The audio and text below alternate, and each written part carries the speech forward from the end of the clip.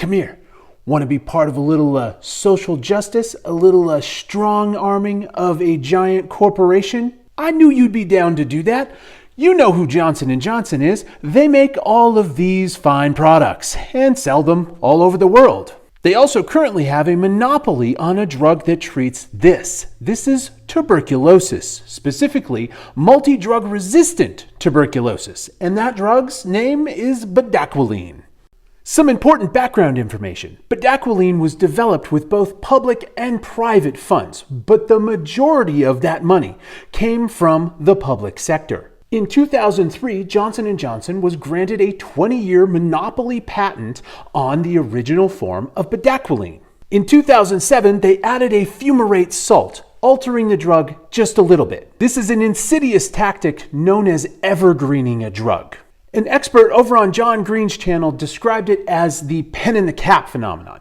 You make the pen knowing full well that eventually you'll need the cap, or that the cap will be helpful. But the cap is not the pen. Above me here, you will see the stages of Johnson & Johnson's patent on bedaquiline laid out.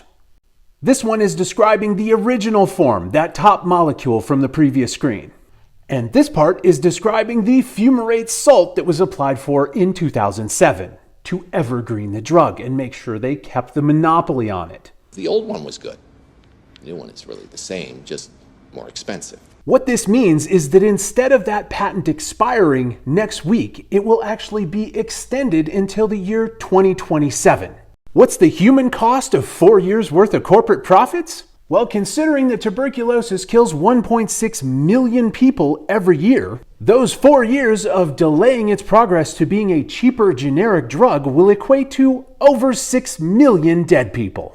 If you're not aware, 6 million is a lot of dead people. I'm sure that Johnson & Johnson probably just overlooked all of those deaths because right here it says their first responsibility is to their patients. You'll note it doesn't just say rich patients in Western countries. It's everybody, including the poor ones. And being that Johnson & Johnson is a people-conscious brand, I'm sure they don't want 6 million deaths on their hands. That's right, isn't it, Johnson & Johnson? You're listening to the public outcry here, correct? If you want to get involved and do some good in the world, you'll find some links in the description on how to contact good old J&J.